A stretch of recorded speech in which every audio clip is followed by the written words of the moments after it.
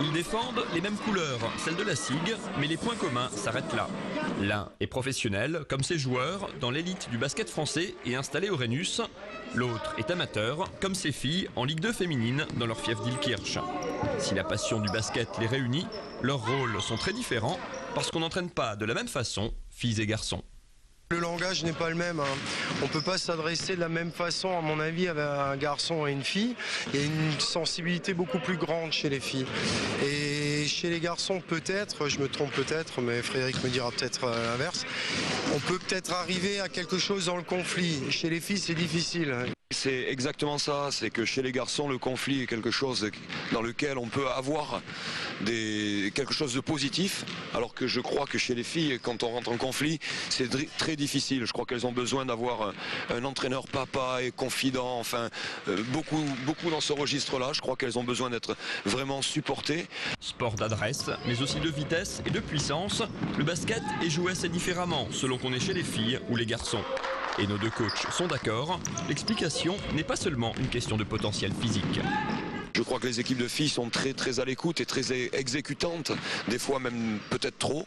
Chez les garçons, on a des fois plus de mal à faire exécuter, ils sont souvent très vite dans l'individualité, la créativité, ce que l'on trouve peut-être un petit peu moins chez les filles.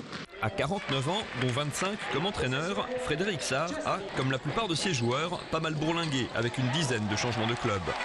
A l'inverse, Philippe Brighton-Bucher a commencé tout petit à la SIG.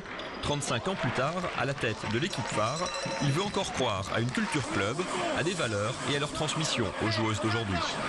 Pour le moment, on y arrive encore, parce qu'on est encore jeune dans cette Ligue 2 et on a encore des filles qui viennent d'ici, des anciennes qui véhiculent des valeurs aux jeunes, justement. Les personnes qu'on essaye de recruter, on essaye de les prendre une part sur une qualité basket, mais aussi sur une qualité humaine.